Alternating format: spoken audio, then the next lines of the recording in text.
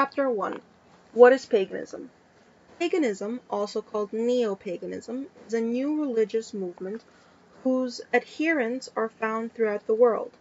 Paganism is an umbrella term that describes a variety of denominations, known to pagans as traditions, which for the most part organize themselves and operate without a centralized religious body or a standardized dogma. While variety of belief and practice is a source of pride for pagans, it can sometimes be a source of confusion for others. In the pages that follow, we present what we believe to be the fundamentals of paganism. We explore such questions as why paganism is called an earth-centered religion, how many pagans there might be in the United States, what pagans are like, how the pagan sacred year is arranged, what pagans do in ritual, what magic is, and what pagans believe about God, worship, human nature, and ethics. Over the years, we have met thousands of pagans throughout the United States. We have watched the pagan movement grow from a fairly small insular movement to one that many now number more than 1 million in the United States. We have spoken to numerous pagans individually, participated in discussions and debates about the nature and future of the pagan movement, and helped organize local and national pagan events. For more than a decade, we have explained and taught paganism to many people in a variety of likely and unlikely places.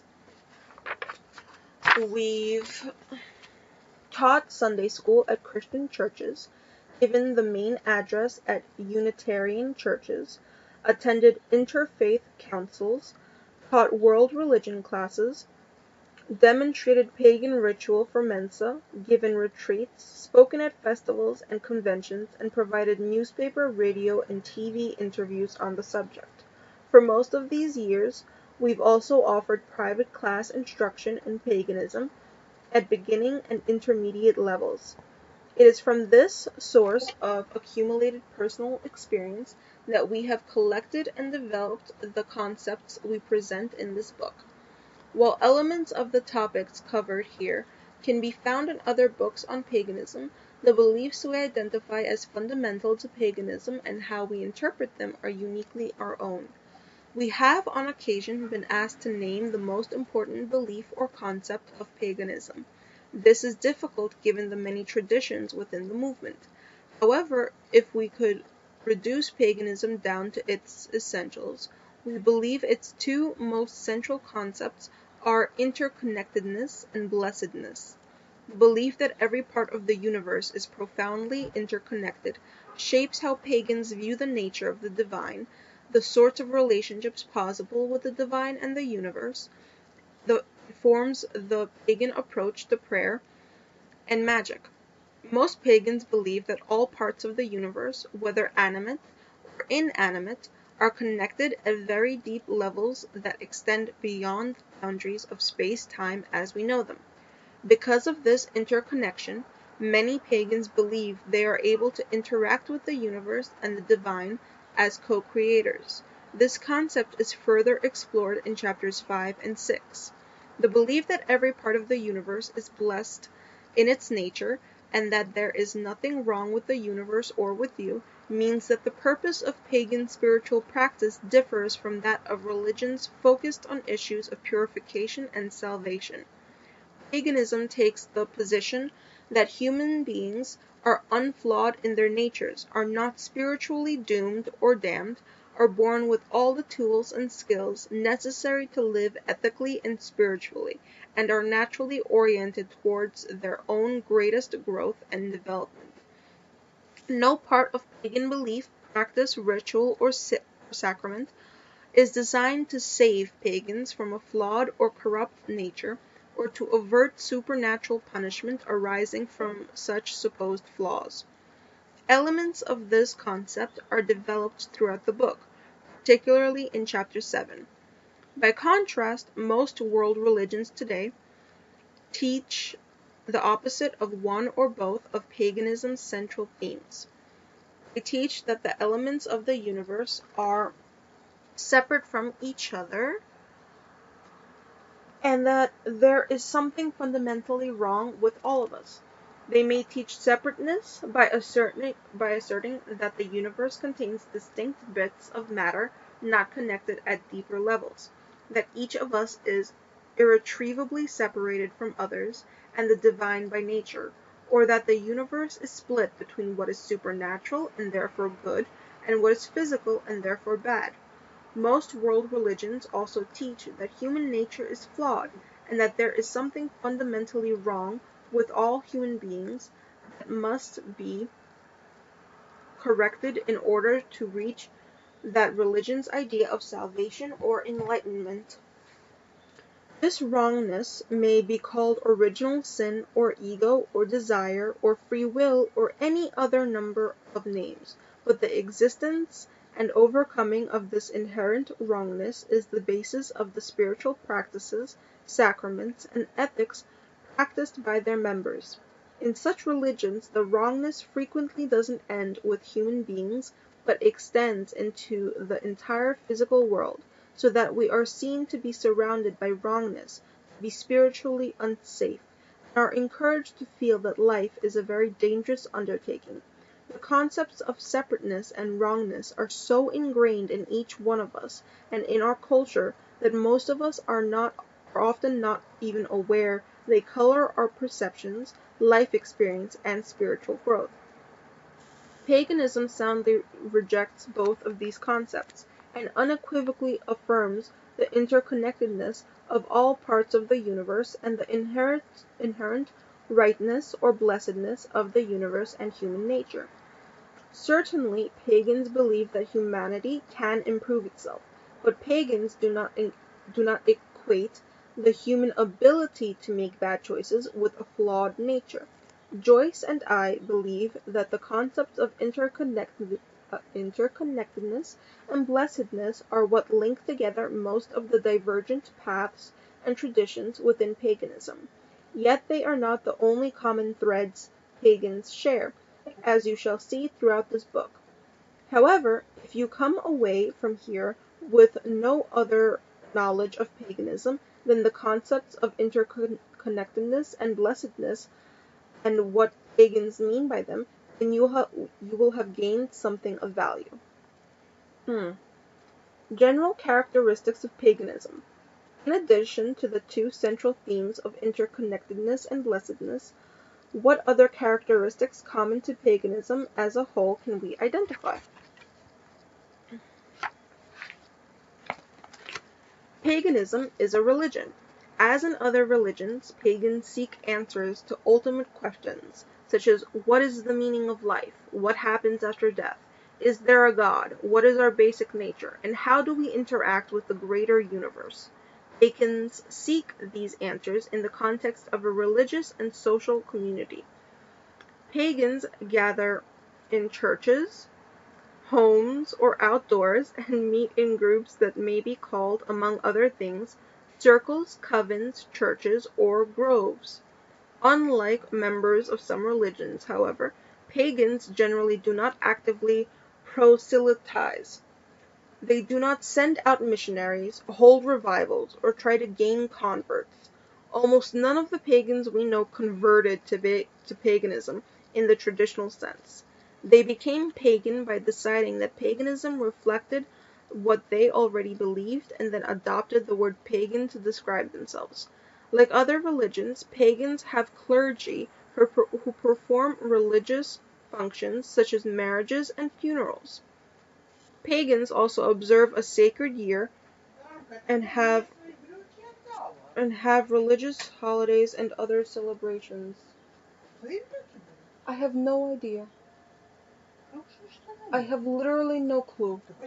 I don't want to. Because I don't. Что мне с ними делать? Как я должна знать? Это нехорошо, тебе надо их оставить. Я не хочу их. I have many pants. Ну, эти с карманчиками, все такие хорошие штуки. I have many pants. Просто померяй, если не маленькие, я выброшу. Почему я должна сейчас померить? А если они на тебя, так надо Oh их my оставить. god, you're so annoying. С кем разговариваешь? What? I'm talking to people. What do you want from me? Хорошие? Ну да, ну просто ты хорош. I don't know. Или ты не хочешь? Я не хочу. Не хочешь? I have many pants, nicer pants than this. Ah, Jesus.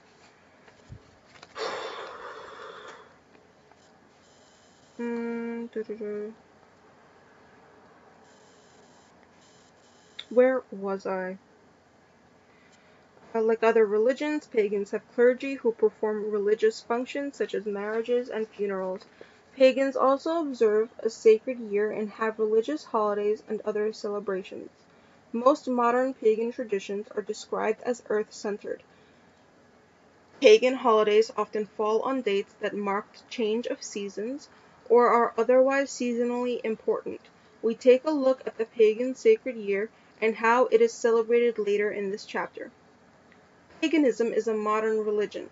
Paganism is a new religion even though it may borrow concepts and practices from any spirituality, including those now fading or extinct. Paganism is classified as a new religion by social scientists who report that paganism exhibits all 6 features of new religious movements. These are 1. A pronounced religious individualism, 2. An emphasis on experience instead of belief and doctrine, 3. A practical perspective on matters of authority and practice, 4. An acceptance and tolerance of other religions and worldviews in general, 5. A holistic worldview, and 6.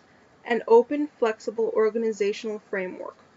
Pagan traditions also meet the test of a religion as applied by the U.S. courts. Characteristics that courts look for include historic longevity, number of devotees, the existence of clergy, religious literature, ceremonies, and holidays. The federal courts correctly recognized Wicca, the largest of the pagan traditions, as a religion in the case of Detmer v. Landon, 1986. In this case, the court found that Wicca exhibits the characteristics of a religion as outlined above. Paganism has no central hierarchy or dogma. Paganism is a religion that as a whole has no central hierarchy or dogma, though individual traditions may adopt an internal governing structure and specific beliefs. Some pagan paths have a specific ethnic focus, such as the Asatru, African, and Celtic traditionalists. Others pull together many pagan and non-pagan religious beliefs and practices and blend them into a unique religious expression, such as the eclectic and blended paths. We look at a variety of these traditions later in the chapter. Most pagans enjoy spiritual diversity and would not think it appropriate for all pagans to believe the same things, practice in the same ways, or be organized under the same structure. Paganism stresses personal responsibility. Most pagan traditions stress personal responsibility and put the burden of developing spiritual practices, beliefs, and ethics onto the individual. Even those traditions that offer established beliefs and methods encourage their members to test ideas so that members build the mental muscles necessary to judge the soundness of beliefs for themselves. Those traditions that offer established moral guidelines also tend to encourage their members to explore ethical ideas so that members can find their own ethical sense and form their consciences accordingly. With this freedom comes a corresponding responsibility, a responsibility for one's beliefs, behavior, and degree of spiritual development. As friend and fellow author Dana Eilers once humorously observed to us, some religions are a restaurant. You sit down and they bring you what they're serving for dinner. Paganism is a buffet. If you want to eat, you have to get up off your butt and serve yourself. On the whole, paganism's approach to the issue of personal responsibility is very empowering for the individual. It is also empowering for the greater society as the number of mature and self-directed individuals in it increases. Paganism offers a different worldview. Paganism is one of the first religions that deliberately incorporates new perspectives from science, metaphysics, and mysticism into its spirituality and consciously breaks from the traditional Newtonian view of the world. These concepts are explored further in Chapter 5. Pagans tend to see all parts of the universe, from the smallest atom to the largest planetary system, as sacred and having some form of consciousness or spark of intelligence. Most pagans believe that this living universe is able to communicate to all parts of itself on one or more levels, and that these parts can choose to cooperate together for specific ends. Pagans call this cooperation magic. Paganism is a spirituality. Paganism is a way of living, praying, and connecting to the flow of the universe. Pagan spirituality addresses the existence and nature of deity, the relationship of ourselves and the universe with the divine, the nature and scope of human existence, what happens to us after death, the nature of the physical and non-physical universe, and our relationship to that universe. Spiritual practices among pagans are quite varied and include everything from formal ritual to meditation, quiet walks, singing, dancing, healing, divination, ecstatic sex, working with herbs, gardening, and massage. And just about any activity can be incorporated by a pagan into his or her spirituality. Paganism is protected by law. The freedom to hold and practice the religion of one's choice is a hallmark of liberty in the United States as well as several other countries. It is a right enjoyed by American citizens regardless of their affiliation as a liberal, conservative, Democrat, or Republican. President George W. Bush, a Republican conservative, stated in a speech given to a joint session of Congress on September 20, 2001, following terrorist attacks against the United States, that no one should be singled out for unfair treatment or unkind words because of their ethnic background or religious faith. He also pointed out that if the citizens of the United States intend to defend their principles, then their first responsibility is to live by them. Paganism is protected in the United States under the First Amendment and various civil rights acts. One of the largest of the pagan traditions, Wicca, is formally recognized as a religion in the case of Detmer versus Landon, as mentioned earlier. Pagans in the military are allowed to practice their religion on military bases, as are Christians, Buddhists, Jews, Muslims, and Hindus. What does pagan mean? The word pagan comes from the Latin word paganus, which means country dweller. It may have been a derogatory term created by city dwellers to describe those hicks out there, much like the word redneck. Because pagan tended to have a negative meaning, it was later adopted as an insult. During the Crusades, the Christians called the Muslims pagans, and later Protestants, there you go, and Catholics flung the word at each other. Eventually, being pagan meant someone without religion.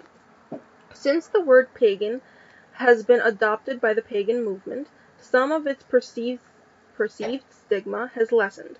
At the very least, the word helps us to think about the labels history applies to those who differ from conventional Western thought.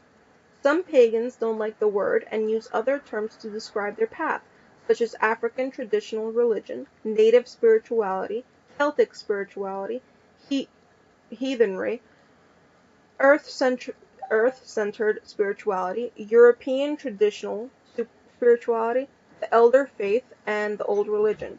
Joyce and I occasionally run into pagans having a debate over whether the term pagan or neo-pagan should be used. The term pagan, after all, refers to ancient, tribal, and usually pre-Christian cultures that are mostly extinct. To avoid confusion between historical paganism and the modern movement, many social scientists and pagans alike have decided they prefer the word neo-pagan. The noted author and Druid Isaac Bonewits goes further. He uses the word Paleopaganism to describe the original tribal faiths of Europe, Africa, Asia, the Americas, Oceania, and Australia. A few of these tribal faiths, such as Hinduism, Taoism, and Shintoism, whose adherents number in the millions, have survived to the present. Next, Bonewits describes Mesopaganism as recreations of Paleo-pagan systems, usually with influences from Judeo-Christian thought. Some of his examples are Freemasonry, Rosicrucianism, Theosophy, Voodoo, Santeria, and Sikhism. His third category is neo-paganism. I have no idea what any of those terms meant, just so you all know, which he defines as religions created from the 1960s onward and that have attempted to blend what their founders perceived as the best aspects of different types of paleo-paganism with modern Aquarian Age ideals. We leave it to you to decide how to refer to your spiritual path. In this book, however, we use the word pagan. Who is a pagan? The word pagan is a label that identifies you as a person who agrees with one or more parts of pagan philosophy, and who may participate in observances or practices common to pagans. In the broadest sense, paganism is an umbrella term that describes a multitude of religious and spiritual traditions. This is not unique to paganism. Most of us are already familiar with Christianity as an umbrella term that describes a myriad of denominations and groups. These include Methodists, Catholics, Baptists, Mormons, Episcopalians, Presbyterians, and Jehovah's Witnesses, to name a few. If we try to define Christianity in a sentence, we will find it difficult. Moreover, we will not be able to capture in that sentence the differences between Catholics and Mormons, for example. Pagans are in the same boat, and yet are frequently asked by friends, family, and journalists to describe all of paganism in a sentence or a soundbite. Let's take a look at the pagan umbrella, which is in figure 1.1, which I will upload into show and tell if you give me a moment.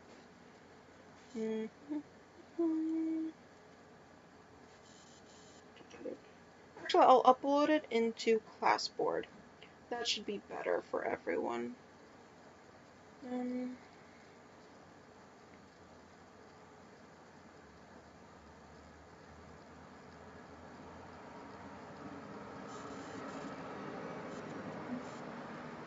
If the scrappy phone could work one of these days. Perfect, it did. Sorry if it's a little sideways. Okay, so it's in Passport. Under paganism's umbrella are found such diverse traditions as Wicca, shamanism, Asatru, eclectic family traditions, Celtic traditionalism, Druidism, Strega, Santeria, Voodoo, ceremonial magic, mystery traditions, solitaries, as well as a wide variety of blended paths such as Judeo-paganism, Christo-paganism, Buddhist paganism, or Eastern paganism, and so on. These traditions, while spanning many centuries and cultures, share at least one of several characteristics. They are indigenous, earth-centered, contain magical elements, recognize both male and female deities, were suppressed or eradicated by another religion, or stress a connection to and respect for the natural world. In other words, paganism is a broad term that acts as an umbrella under which many different traditions find a home. Joyce and I have been asked, so are you Wiccan or are you pagan? This is like asking, so are you Baptist or are you Christian? Wiccans are pagans, but not all pagans follow a Wiccan path. It is in the same way that Baptists are Christians, but not all Christians are Baptists. To answer the question of what Joyce and I are, we would reply that we are eclectics. What does that mean exactly? Below we take a brief look at each of the pagan traditions. Unfortunately, It is beyond the scope of this chapter to explain the various traditions in detail. The study of even one tradition can and does fill many books. So many books, in fact, have been written on most of these paths and traditions that you should have no trouble finding further reading. Just check with your bookseller by subject. Wicca. Wicca is the single largest tradition within paganism. Nearly half of all pagans are Wiccan. Wiccans follow an earth-centered calendar of 8 festivals a year, and believe that deity manifests in both male and female forms, often called the god and the goddess. The Wiccan ethic is set out in the Wiccan Rede, which states, "If it harm none, do what you will." Gardnerian Wicca. This is the name given to the branch of Wicca begun by Gerald Gardner in 1939. Alexandrian Wicca. This is an adaptation of the Gardnerian tradition. It was begun by 2 of Gardner's students, Alex and Maxine Sanders, during the 1960s. Both Gardnerian and Alexandrian traditions tend to use set ritual forms and more hierarchical degrees of training than other forms of Wicca. Dianic Wicca. This is a Wiccan path that focuses on the strong female deity Diana. Dianic groups often allow only women members and may concentrate only on goddess energy. Specifically, they work with the images of goddess as maiden, mother, and crone, known as the triple goddess. The term Dianic was first used by Margaret Murray, author of The Witch Cult in Western Europe in 1921. Fairy Wicca. Those who practice fairy Wicca work specifically with nature spirits. Strega. This is the Italian tradition of Wicca that emphasizes herbal knowledge and tends to be strongly matriarchal. Shamanism. Shamanism is a pagan tradition that involves going into a trance state in order to perform a variety of works, which may include healing and divination. Shamanism is considered by some to be the oldest pagan tradition. It is also found in cultures and religions not necessarily considered pagan. The shamanic pagans we know may follow a particular shamanic tradition or combine practices from several. They do not necessarily use Wiccan techniques such as casting a circle, calling the directions, and inviting deities, although they might if they consider themselves shamanic Wiccans. Now please remember, I'm just reading from the book. It's not my personal opinions. It's just me reading from the book. Asatru.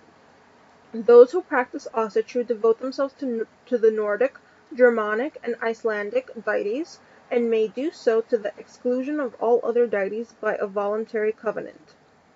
Eclectic. Those who practice eclectic paganism combine what they believe to be the best elements from a variety of pagan and possibly non-pagan traditions. Family traditions. This pagan tradition involves beliefs and practices that are passed down through a family over the generations. The practice of the tradition may be informal and involve no ritual, but its origins are frequently pagan. The connection to paganism may be downplayed, denied, or combined with Christian elements. A well-known surviving example is the Germanic powwow tradition, which has its origins in German witchcraft and has been modified into faith healing. Oh shit, it's raining. And yes, Ray, you're right. Gotta take everything you hear and read with a grain of salt. Give me 1 second, I have to close the window.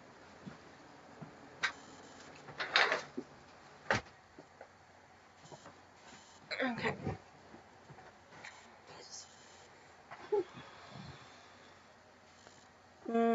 Okay. Celtic traditionalism. This describes groups or clanads whose goal is to recreate pre-Christian Gaelic religion and society. Druidism. Druidism is a revival tradition that attempts to recreate the Druidic system and may or may not be combined with Celtic traditionalism. Since the Druids left few written records of their practices and rituals, modern Druidism tries to infer what was done. Santeria and Voodoo. These are traditions that developed among Africans, especially followers of the Yoruban religion. which later spread into Central and South America. Voodoo is based in Haiti and Santeria in Central America, South America, Puerto Rico, and some portions of North America. As was mentioned earlier, Isaac Bonewits describes Santeria and Voodoo as Mesopagan traditions. Many, though not all, of the pagans we know who combine aspects of Santeria, Voodoo, or Yoruba into their spirituality are ethnically connected to these cultures and have frequently told us that their study of these Mesopagan faiths bring them closer to their cultural origins. Ceremonial magic. This describes traditions that usually involve precise rituals, words, and tools, and draw heavily on the writings of Aleister Crowley and the Order of the Golden Dawn.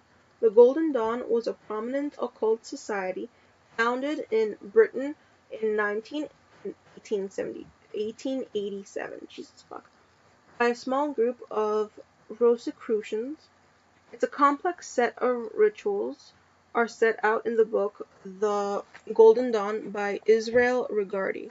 Ritual magicians who focus on Crowley's works and ritual forms are known as Thelemics. Give me a moment. My brother just came home. Okay, so continuing on.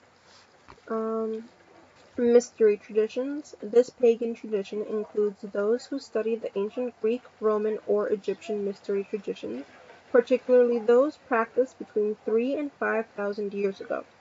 Solitary. This term describes a person who practices alone, regardless of traditions. This does not mean that solitaries never enjoy being with a group or community of pagans. We know many solitaries who attend public pagan functions in our city. They do not, however, have an interest in joining a circle or coven on a permanent basis. Blended traditions. This term describes traditions that deliberately blend together two paths.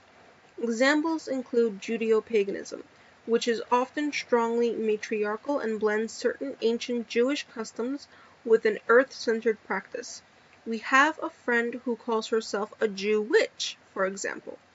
Christo-paganism blends some Christian beliefs and practices with paganism. Christo-pagans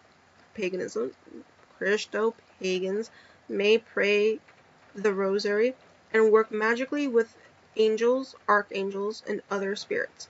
In our experience, most Christo-pagans revere Jesus and believe that his teachings are loving and beneficial to the world and are in no way in opposition to the principles of paganism. We have also met pagans who blend some aspects of Buddhism and other Eastern traditions into their spiritualities. In addition to pagan observances, their spiritual practices may include periods of meditation, yoga, tai chi, or the martial arts. Jesus.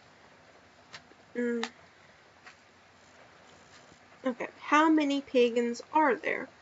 Since there are no membership lists, getting a head count of pagans is a challenge. Modern efforts to document pagans began in Britain in the 1950s during a revival of interest in paganism. The revival was encountered by the repeal of the anti-witchcraft laws in England in 1951 and the publication of Gerald Gardner's book Witchcraft Today. At the time, the number of pagans in the United States was probably low, but no records were kept. The British revival grew, and by the 1960s, paganism had become fairly popular in the U.S. However, the emergence of a sizable pagan presence in the U.S. did not occur until the 1970s and was aided by the publication of two books, Margot Adler's Drawing Down the Moon and Starhawk's Spiral Dance, both of which are still popular today. One of the earliest scholarly studies of paganism was conducted by Marcello Truzzi in 1972. At that time, he estimated Wiccans to number 3,000 in the U.S., but gave no data on the number of pagans as a whole. Based on data collected in the mid-1980s, Religious academics in the early 1990s estimated the number of pagans in the U.S. to be approximately 300,000, a rather remarkable rate of growth in one decade. The mid-1980s population numbers were generated by the analysis of book sales, attendance at pagan festivals, and studies of group membership patterns. How many pagans are there now? Unfortunately, there has been no population data collected by religious academics since the mid-1980s. Informal data can be found in polls and surveys, however, and these offer some food for thought. The website survey.net conducts an ongoing religious survey for Internet users. Their survey includes categories such as Wicca, Druid, Fairy, Old Gods, New Age, Ceremonial Magic, and Goddess traditions. Near the beginning of 2002, 6.5% of Internet users who responded to the survey identified themselves as belonging to one of these categories. In September 2001, the United States government conducted a study in which it determined that Internet users in the U.S. numbered 143 million people. If we extrapolate the Internet survey percentage to U.S. Internet users as a whole, then as many as 9.3 million Internet users may be pagan or follow paths closely related to paganism. Another interesting figure comes from the Hart and Teeter research companies. The organization conducted a poll in October 1997 in which 4% of respondents answered they are involved in an alternate religion. Although pagans often refer to their spirituality as an alternative religion, the term would obviously include many religions other than paganism. Even so, it is interesting that such a large percentage of the population, or approximately 10.8 million people, if we extrapolate the survey percentage to the U.S. population as a whole, identified their spirituality as alternative.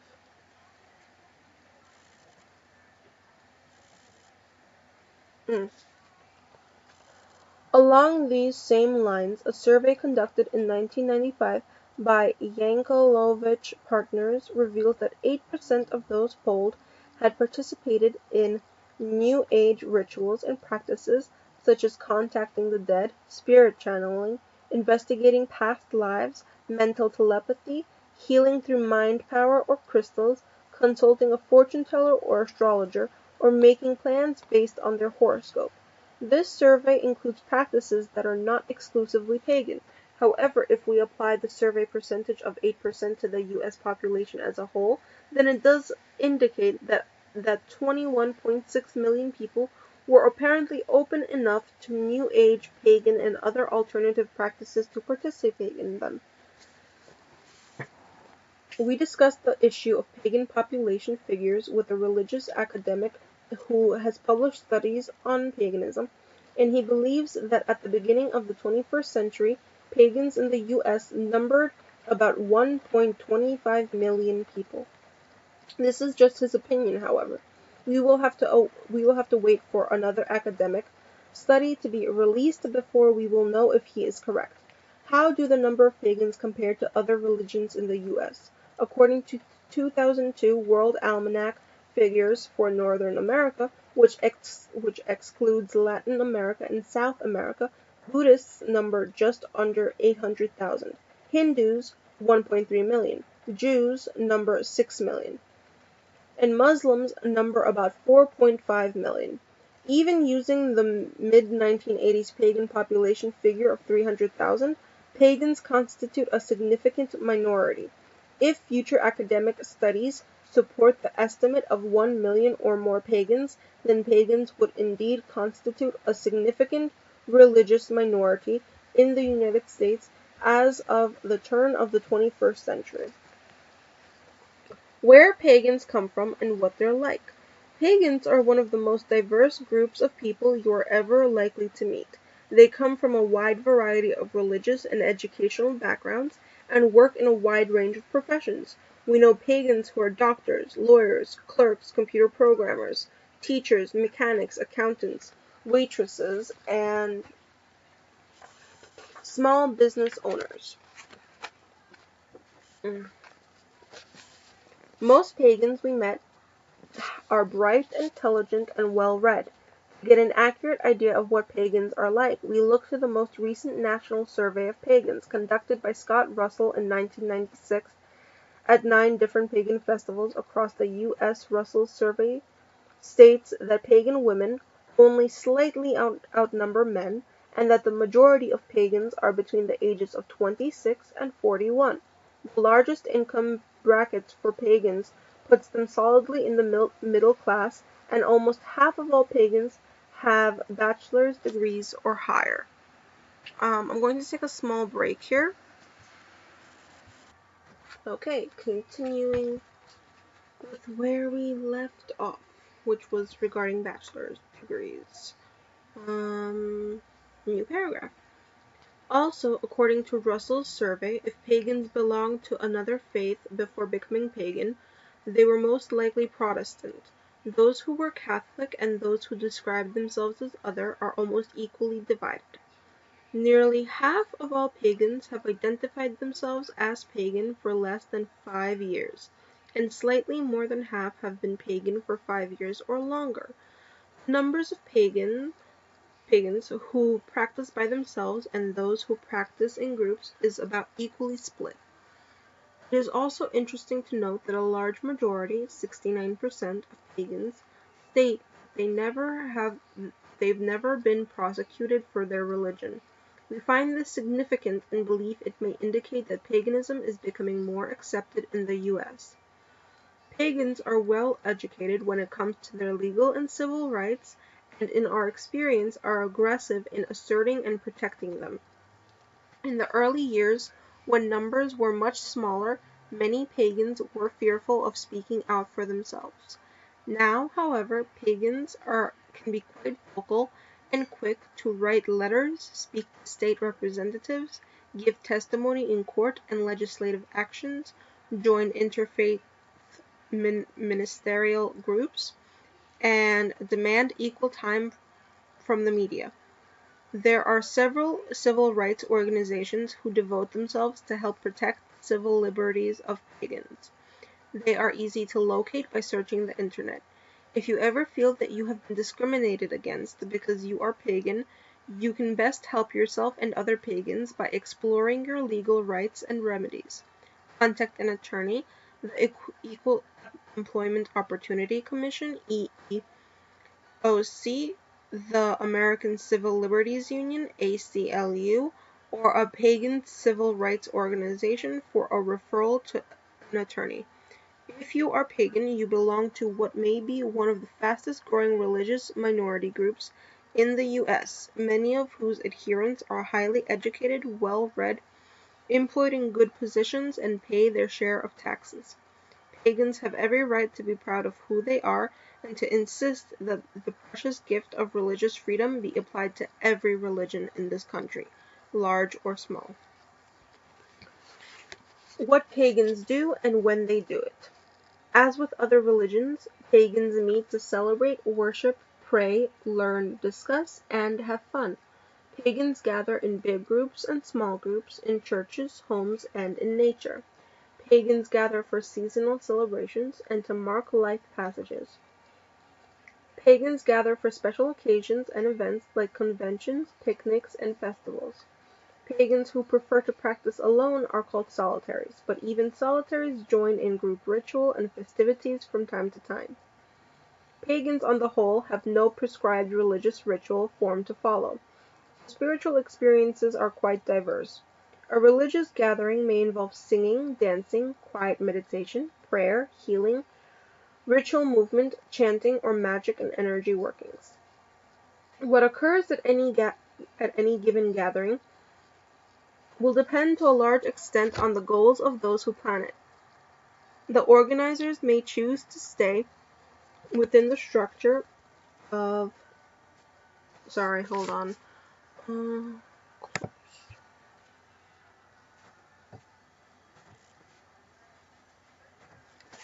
Okay.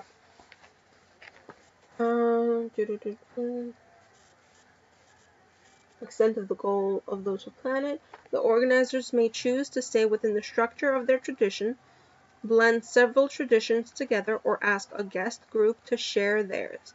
The location of the ritual, size of the group, and purpose for the gathering are also considered. Some traditions have prescribed ritual forms that are always followed. Some groups have no prescribed forms. Some groups work only with certain energies or deities, or excel in certain kinds of magic, which is prescribed further in Chapter 6.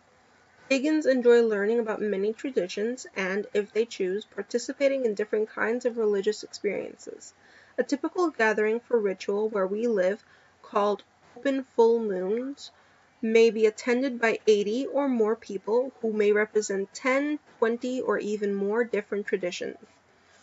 Planning a ritual that is meaningful to such a diverse group can be quite a challenge. However, it is our opinion that this sharing of traditions and openness to a variety of religious experiences is a real strength of paganism. As in other religions, many pagans observe a sacred or liturgical year.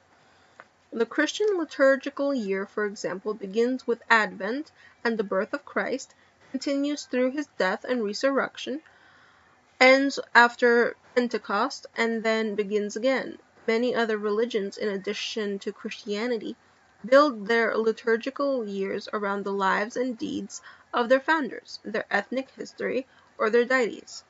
Most pagan traditions, on the other hand, build their sacred year around the cycles and seasons of the earth.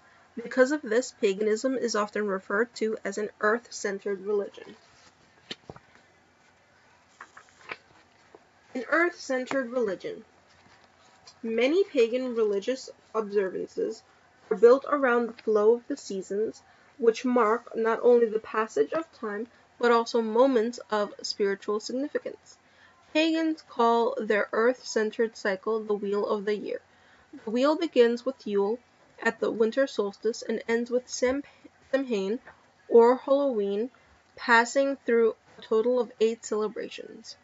In some pagan traditions, these celebrations are known as Sabbats, a word drawn from the Hebrew Shabbat, which means a day set aside for rest and worship. Together they comprise the 8 religious holy days or holidays observed by most pagans and are spaced such that a pagan holiday occurs about every 6 or 7 weeks. Many pagans also observe the Esbats, which are the 13 full moons of the year. As fun as the welcoming of the seasons is in and of itself, the observance of the seasons is also about honoring aspects of life and spirituality. Let's take winter as an example. The pagan celebration of the arrival of winter is not only about winter, but those times in our lives when we are stripped bare and proceed in faith through darkness. It's about the hard times, the times we endure the loss of loved ones, illness, injury, a lost job, a period of depression. It's about watching our parents and friends age. It's about our own aging and death. Winter is also about quiet, rest, recovery, simplicity, and openness to change. We can say, then, that faith, loss, change, and rest are some of the spiritual lessons of winter. Pagans celebrate their personal seasons as well. Pagans call these personal seasons life passages or rites of passage. Passages of life most often celebrated are pregnancy and birth, baby welcomings, hand fasting and marriage, hand parting, coming of age, croning for women, saging for men, death, dedication to a path or course of study, and ordination. We look at each of these later in the chapter. Life passages can either be observed as they happen or tied to other seasonal celebrations of the year. The Wheel of the Year, the quarter points. Let's begin our exploration of the Wheel of the Year with the 4 solar holidays that mark the astronomical beginnings of the seasons. Figure 1.2, which I will upload into Classboard. Give me a second.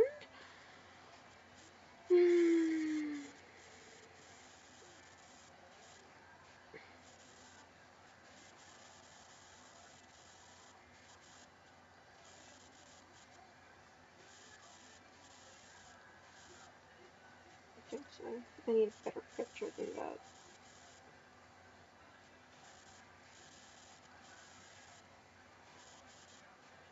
Perfect. Okay. Doo-doo-doo.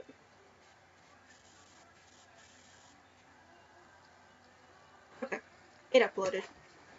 So the picture is now in Classboard for anyone who wants to look at it. These solar holidays are also referred to as quarter points of the year. In the northern hemisphere, they are the winter solstice on December 21st, the spring equinox on March 21st, the summer solstice on June 21st, and the fall equinox on September 21st. These dates occasionally vary by a day or so from year to year, so check your calendar.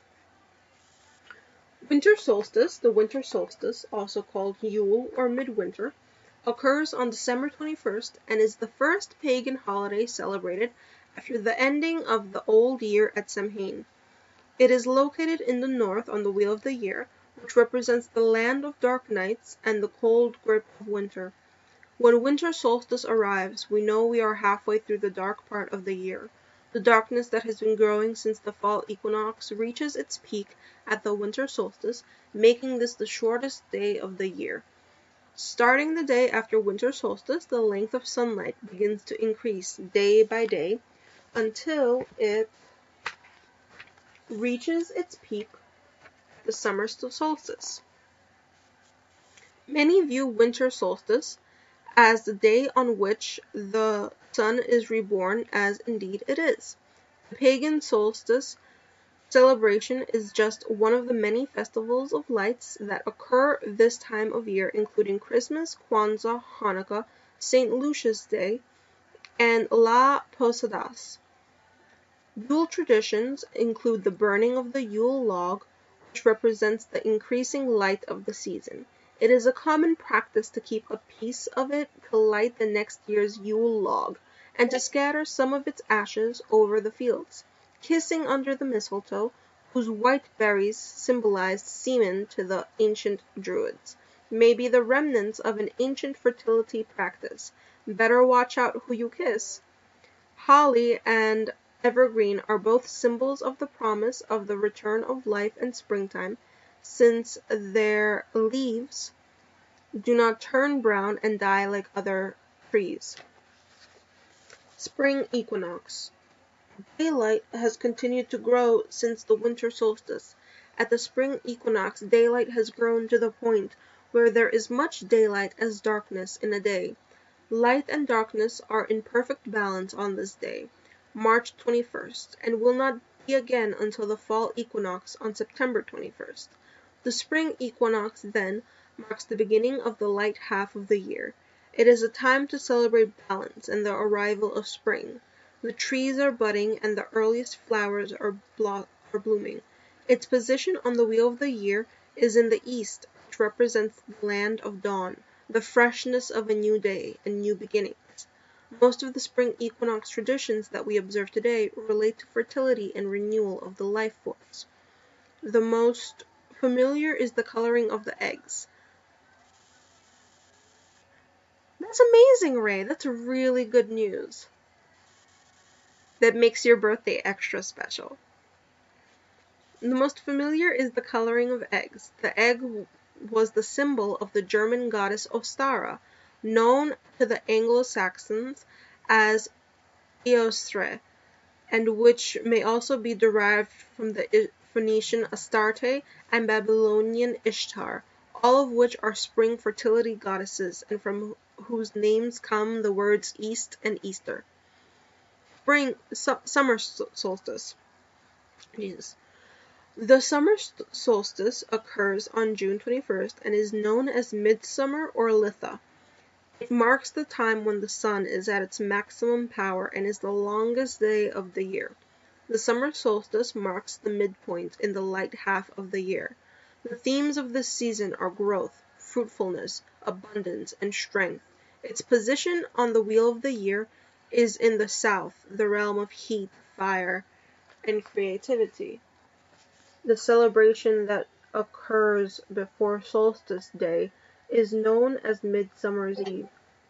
and is considered a night of potent magic. Many herbs, including mistletoe, were considered to be at their peak strength at the solstice. It was believed that fairies roamed the land on Midsummer's Eve, a belief that was incorporated into Shakespeare's A Midsummer Night's Dream.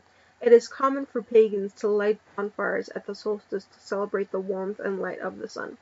What's interesting is that one of my cousins, his birthday is June 21st. And not only that, my father actually passed away on June 21st 2 years ago. So, well, almost 2 years ago, because it's almost June 21st. But yeah, that's interesting, in my opinion. Um, hmm. Thank you, Ray. That's sweet. Thank you. Moving on. Um, Fall equinox. As with the spring equinox, this is the point at which light and darkness are in equal balance. The fall equinox, also known as Mabon, occurs on September 21st and marks the change from the light half of the year to the dark. From the equinox forward until the spring, there will be more darkness than daylight every day. The fall equinox is a time of harvest, appreciation, reflection, and preparation for winter. Its position on the wheel of the year is in the west, the land of sunset and approaching darkness. This is a time of transition as we watch gardens fade and leaves turn color and drop. The balance experienced here is different from that of the spring, which is poised and ready to leap into action. Here we experience the calm of rest after labor. The fall equinox is celebrated as a harvest festival. It is usually the second harvest festival, with Lammas being the first. See below. In ancient times, the harvest was crucial. Was enough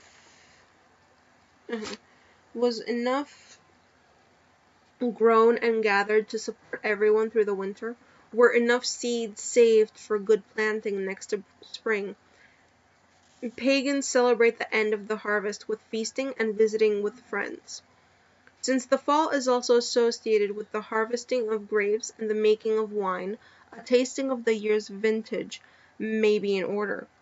Decorations made of corn, squash, vines, and pumpkins is a harvest custom practiced not only by pagans but much of the culture. The cross-quarter points. The wheel of the year is divided into 4 additional points, known as cross-quarters, which fall more or less directly between the quarter points. In some pagan traditions, cross-quarter points are celebrated as the high festivals and the quarter points as low festivals, while other traditions make no distinction.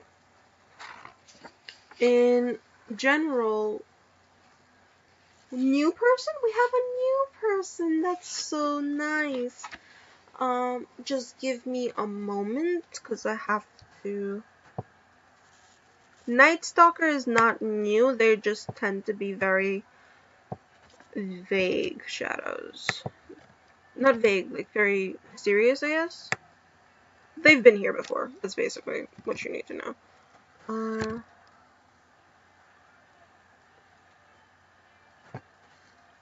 Bobble is new, correct? Yes, Bobble is new.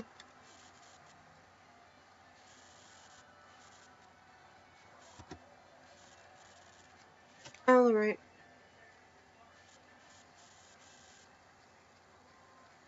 Alright. Where was I?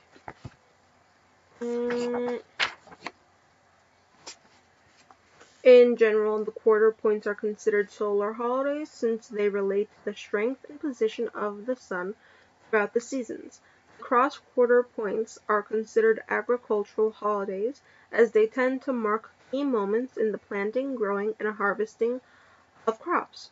The cross-quarter points are Imbolc on February 2nd, Beltane on May 1st, Lammas on August 1st, and Samhain on October 31st, which is in figure 1.3, which if you give me a moment, I will upload into Classboard.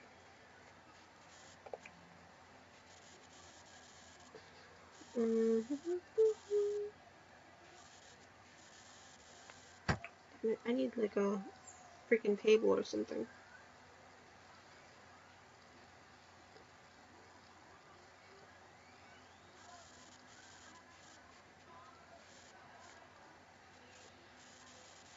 Alright, it's been uploaded.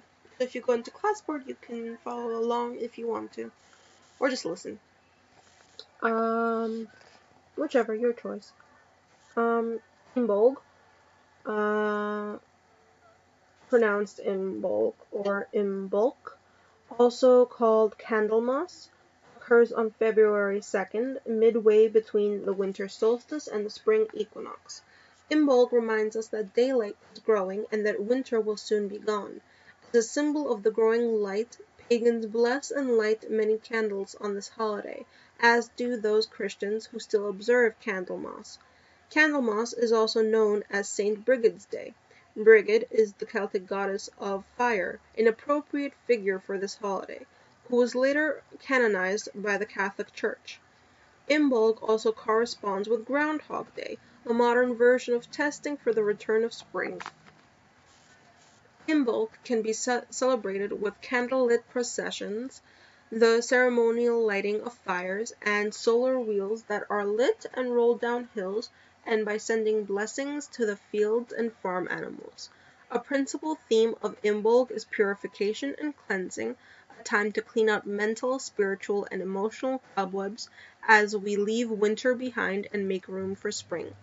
Beltane, pronounced Beltane or Bealtaine, also known as May Day, occurs on May 1st, halfway between the spring equinox and the summer solstice. This is an exuberant holiday that celebrates sexuality, fertility, and the unfolding of spring. It is a time when the divine male and female energies come together in a union, whose fruits are ourselves, the crops, and livestock. The month of May was set aside to honor this divine marriage. Human marriages were discouraged until June, which is why June is a traditional month for weddings. A well-known Beltane celebration is the Maypole dance. A pole, generally cut from a fir tree by young men, is topped with red and white streamers and a crown of flowers and placed into the ground. The pole, of course, is a phallic symbol which represents the male aspect of divinity, and the streamers represent male fertility. The streamers are taken by two circles of dancers, one circle of which dances clockwise or diocel to represent the forces of life. The other circle dances counterclockwise or widdershins to represent the forces of death. Typically, one circle consists of young men and the other of young women. As the dancers weave the streamers in and out, they weave together the forces of life and death. Other celebrations of Beltane include wearing wreaths or crowns of flowers, the crowning of a May Queen, and the lighting of bonfires. Joyce and I participated in a powerful Beltane ritual a few years ago at a pagan festival. It was the night before Beltane, and a large bonfire was lit. The men left the circle area and began drumming and chanting. The women stayed at the circle area and divided into two lines, facing each other closely enough that they could touch the shoulders of the women across from them. This line formed a symbolic birth canal, as all life is birthed through the female. The men then moved toward the women and entered this birth canal single file. The women remained standing close enough together that the men had to struggle to push their way through. As they went, both the men and women expressed themselves in whatever way they felt moved, whether by chanting, singing, or crying out. After the men had passed through the canal, the line of women then birthed itself into the circle, which now surrounded the bonfire. The men and women stayed apart for most of the ritual and chanted across the fire at each other, raising male and female energy until at last they came together in an explosion of song and dance that continued most of the night. Lamas, also called Lofmas or Lugnasad, pronounced Lunasad, by the Celts, is the first of the harvest festivals and marks the beginning of the harvest cycle. It falls between the summer solstice and the fall equinox and occurs on August 1st. Lammas literally means loaf mass and celebrates the first grains harvested by the baking of bread. Lunasad refers to the Celtic god Lu, a fire, sun, and grain deity, who by legend fights and defeats an older god and then demands the secrets of planting, growing, and harvesting from him. His legend sometimes also combines him with a corn king deity who sacrifices himself and is scattered over the land as corn. Lammas is celebrated with feasting, games, and contests. Loaves of bread are baked and blessed and shared by all. For those enacting the legend of the corn king, a loaf of bread may be broken and scattered over the ground in remembrance of the god who sacrificed himself so that life may go on. Samhain, pronounced Sowan, where so rhymes with cow, so it has to be sow. So it's Samhain. Samhain. It's apparently the official pronunciation of the word, Samhain. Popularly known as Halloween, is celebrated on October 31st. Samhain falls between the fall equinox and the winter solstice and marks the end of the pagan sacred year. It is the first festival to occur in the dark half of the year. Samhain is a Celtic word that means summer's end, and indeed by the time Samhain arrives, we are clearly on our way to winter. This is the time of year when agricultural societies decided how many animals to slaughter based on available grass and feed, the number of breeding livestock needed for the following year, and the amount of meat required to survive the winter. Serious mistakes in these calculations could mean death and starvation. For the ancient pagans then, Samhain was a time of death in a very real way. And as observed by pagans today, Samhain is a festival that celebrates several things: the end of the harvest, a change from the activities of summer to the quietness of winter, the beginnings of the new pagan year, and the honoring of ancestors and the dead. It is also a time when we acknowledge and honor the sacrifice of animals we kill in order to live. It is a time when we come to terms with death and are openly encouraged to process our fear of it. It is a time when we acknowledge the hard moments of life that we usually do not think or talk about. If there are things we need to let go of, Samhain is a good time to release them. On this night, the veil between the worlds is considered at its thinnest, and the dead are thought to return and visit. Pagans may encourage this visit by setting a place at the table for ancestors who care to join them. They may honor their ancestors by speaking their names and recalling fond memories. Pagans enjoy Halloween customs as much as anyone else, and are right in there with costume parties, trick-or-treating, bobbing for apples, and making jack-o'-lanterns. The tone of Samhain religious services is usually more solemn than other festivals of the year. Not long ago, Joyce and I attended a Samhain ritual near the Vietnam War Memorial in Washington, D.C. In this very powerful and moving place, a number of pagans created a sacred space and invited our dead to come and be remembered. We invited those who died in war from illness, accident, and violence. We invited our departed children who were taken from us too soon. We invited our relatives, ancestors, and friends. We each lit a candle, named a deceased friend or relative, and put our candle into a large pot filled with sand on the center altar. Visitors to the war memorial, people we didn't know, came and joined our circle, asking if they could add their candles. Together, pagans and non-pagans alike, we stood in that powerful place and mourned our dead. It was a solemn and moving experience neither of us will forget. And now it goes on to talk about an exercise, which I will take a picture of and post in Classboard so you all can attempt it if you wish. Let's see, just want to get it all in the picture.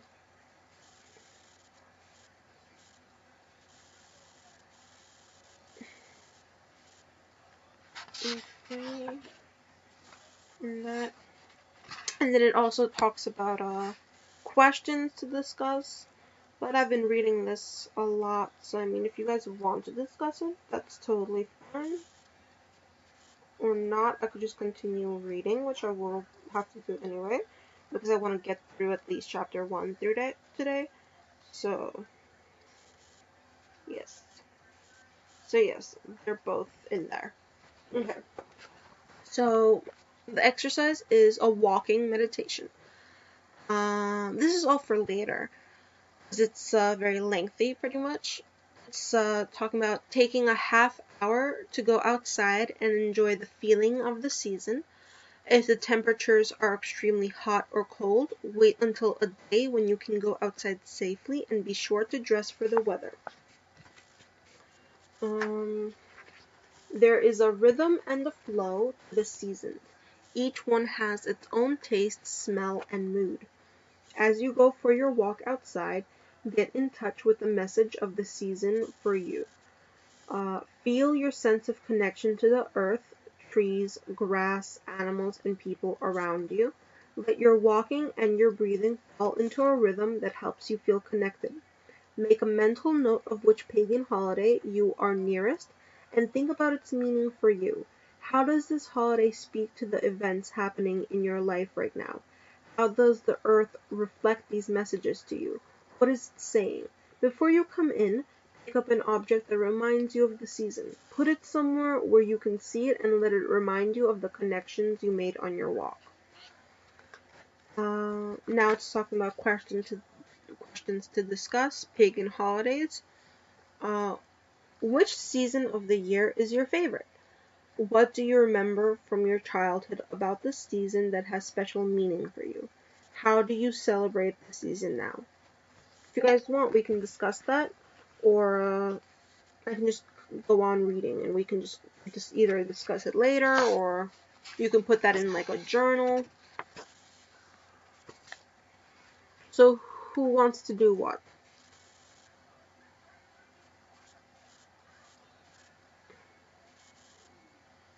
Do we want to discuss it, or do we want to move on?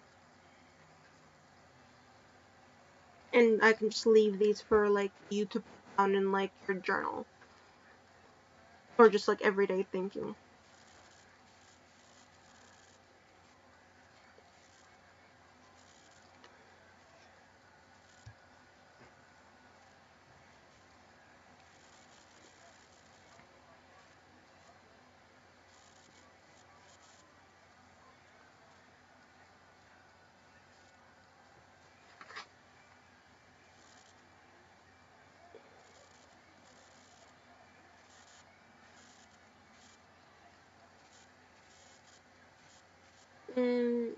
I guess I'll just continue then, since I'm seeing no one really answer that. So I'll just continue.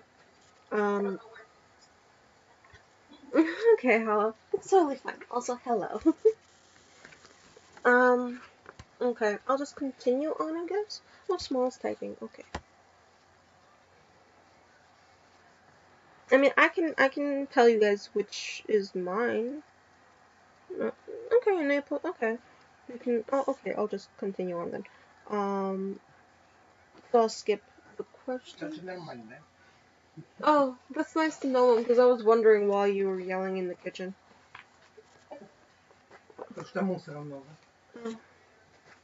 Who? Okay. I can't wait to post all of these unedited audio clips up on YouTube so people can hear my Russian mother telling me that there's a lot of dishes in the sink. That's gonna be lovely. That's gonna be great.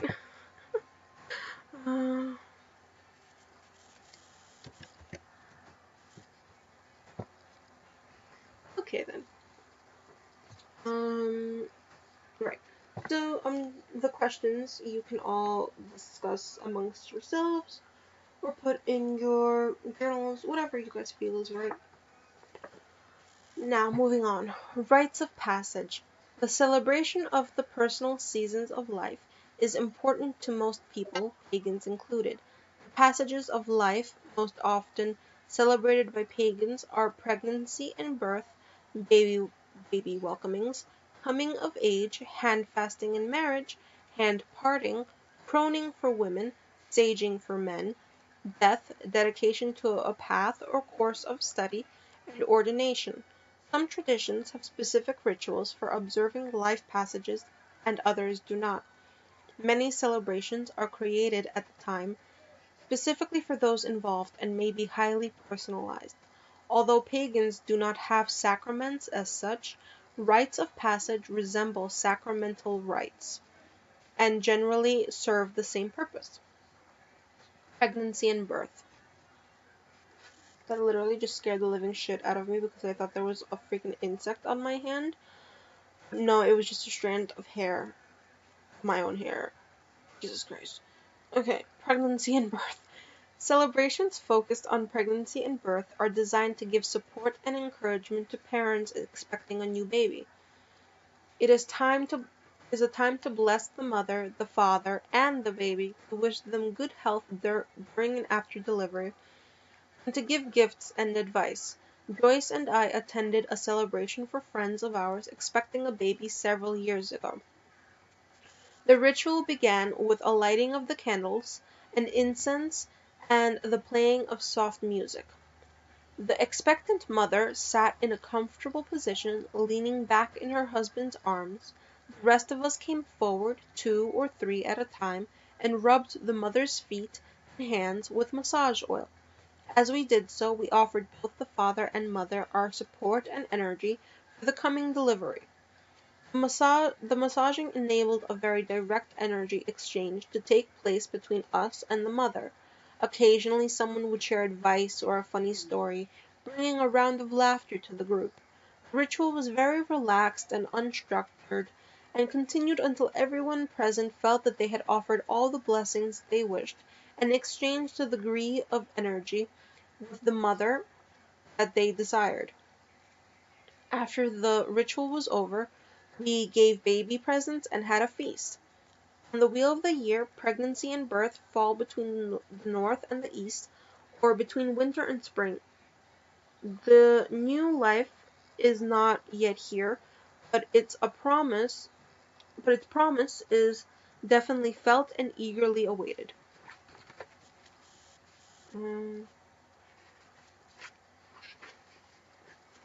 Baby welcomings. After a baby is born, its parents may wish to present the child to the pagan community for a formal welcoming and ask for the help and support of their friends as the child grows. Pagans do not baptize either adults or infants, so this is not a christening or baptismal service. Pagans do not pledge an infant to membership in a faith, so this is not a service where a baby becomes pagan. This celebration welcomes the arrival of new life and gives the community an opportunity to gather around the parents, show their support, and offer blessings for the future. Joyce remembers a baby welcoming she attended at a pagan convention in the late 1980s. The ritual began, a circle was cast, see what happens in a ritual below, and the parents brought forward their child, now several months old. The woman acting as priestess held the child, and together she and the parents approached each person in the circle. The priestess presented the baby to each person, one at a time, and asked what special gift or blessing they wanted the child to enjoy in his or her life. A lot of responses were given, from love to romance to music to a happy heart. A preschooler was there, and he added his blessing of lots and lots of toys. On the wheel of the year, birth sits squarely in the east, or springtime, the dawn of the day and of life. It is the very point of beginning in all its wonder, newness, and freshness. Coming of age. Pagans celebrate the coming of age and the reaching of puberty as a spiritual event as well as a physical one. It is a time when young people cross the threshold into adulthood and full participation in the community. It is a time when they begin to experience themselves as sexual beings and struggle with the difficulties of getting dates, fitting in, understanding themselves, and communicating their feelings. Adults are very important at this time as a source of advice and support. Most of the coming of age ceremonies we have been to are same-sex rituals. That is, the men hold a ceremony for the boys, and the women for the girls. This seems to be more comfortable and allows adults and youths to share their experiences about growing up, puberty, dating, and sex more openly. Pagans are generally not inhibited about discussing sex when it is appropriate, and they want their young people to have solid and accurate information. Pagans want to cultivate an atmosphere where youth feel comfortable approaching the adults in the community, especially their parents, with questions and problems. The coming of age ceremony can be one step in the process of trust and communication, and is an important way in which the community demonstrates to young people that they have permission to discuss these issues. In many Aboriginal and ancient cultures, the coming of age rite involves passing through some kind of test or ordeal. This is not usually done in paganism, though in some cases a young person may make a vision quest or go through a symbolic trial, such as the answering of questions or demonstration of certain skills. On the wheel of the year, coming of age falls between east and south, or between spring and summer. It is not quite yet the time of full maturity and productivity, but the energy is building. Give me a moment, I just want to check where we are in terms of the chapter.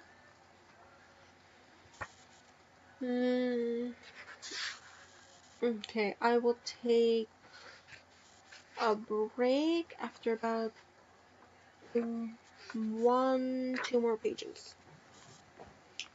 Alright. Hand fasting and marriage. Pagans can choose to either be hand-fasted or married, and both are recognized as valid partnerships within the pagan community. A marriage is the legal union of a heterosexual couple, although a few states allow same-sex marriages. Please remember this wasn't written in 2016. I've had this book for several years. So it was more or less written about 2005, around there. A marriage must be performed by a pagan minister having the authority to do so in that state, and usually requires witnesses and a license. A legal marriage is a condition created and defined by state law and can only be dissolved by the state. It establishes certain parental and property rights which are regulated and enforced by the state. Hand fasting is recognized as a marriage within the pagan community and is usually performed by pagan clergy, but it has no legal status. That's actually quite different in 2016, I believe, because I believe I read somewhere that now states are allowing like a hand fasting ceremony to also be done, kind of like not in place of a marriage, but actually like as the marriage ceremony. This may be because the parties involved are not interested in obtaining legal status, or because the laws of the state do not include their arrangement in its definition of legal marriage.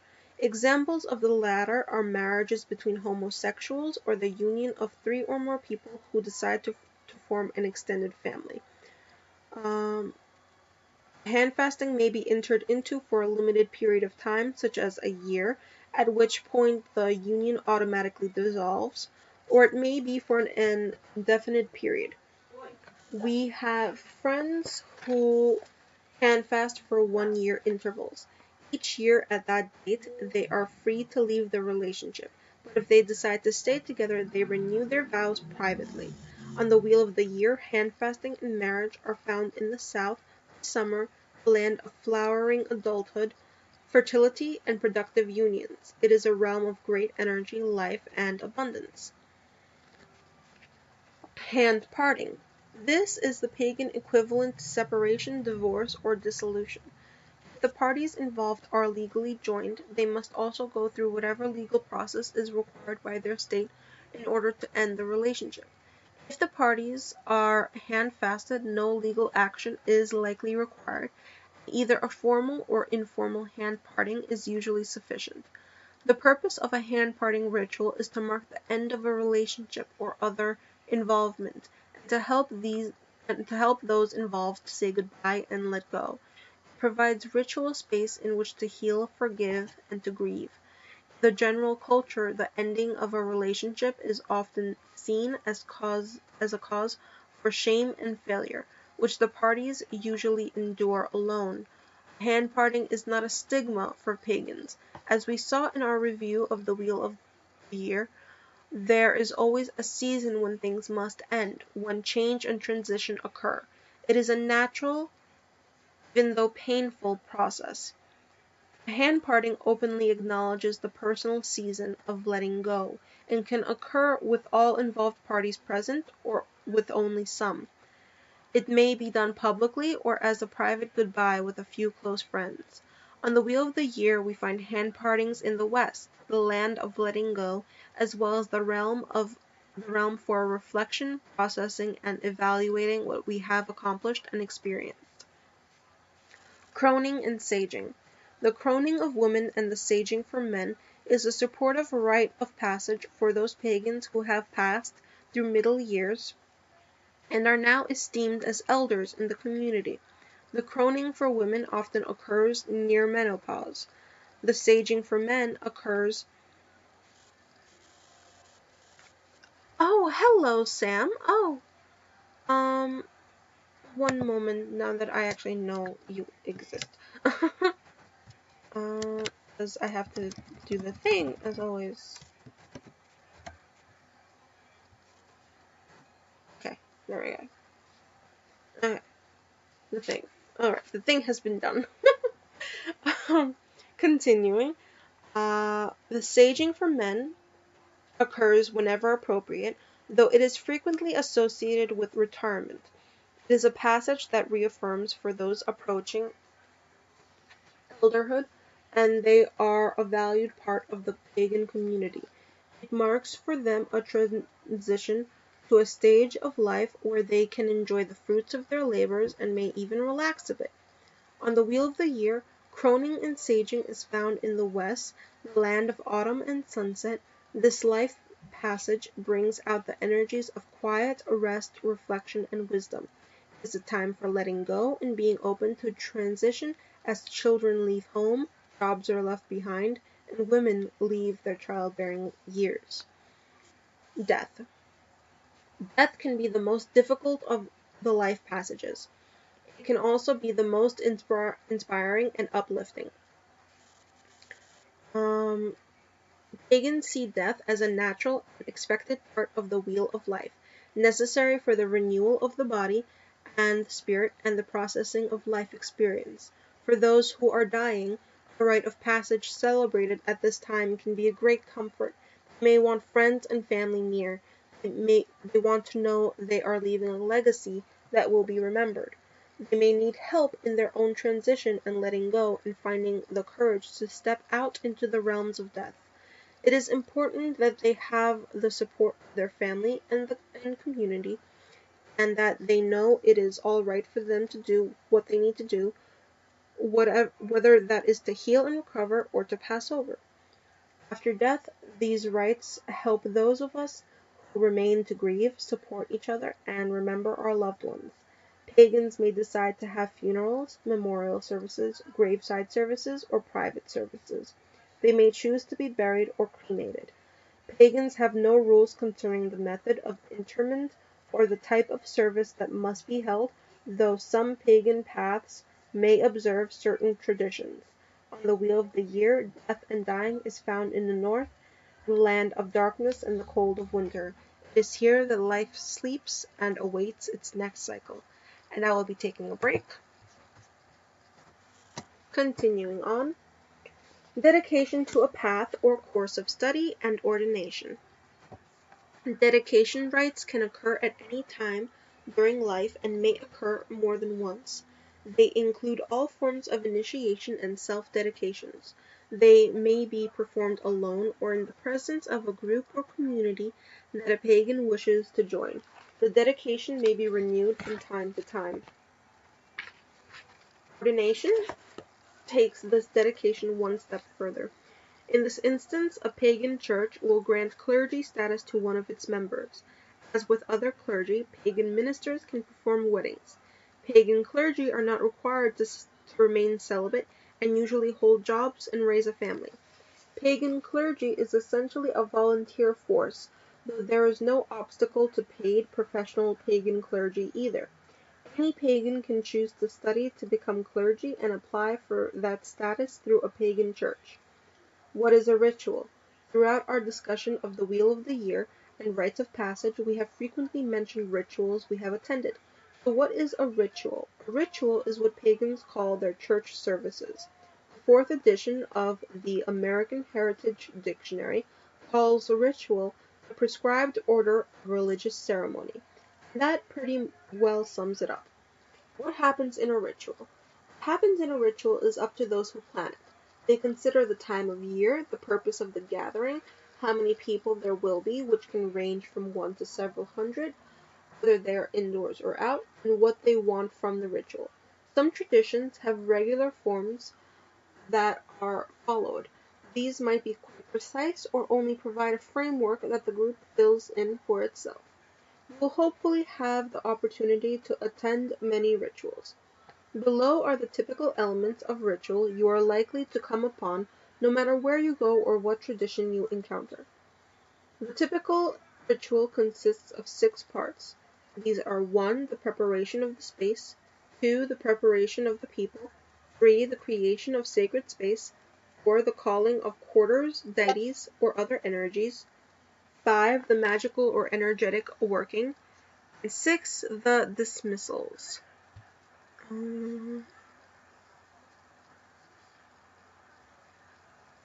Oh, hold on, guys. I have to deal with something real quick. Okay. Continuing on. Preparation of the space. Since pagans don't necessarily meet in churches, they don't have a pre-existing sacred space. They typically have to create sacred space every time they meet.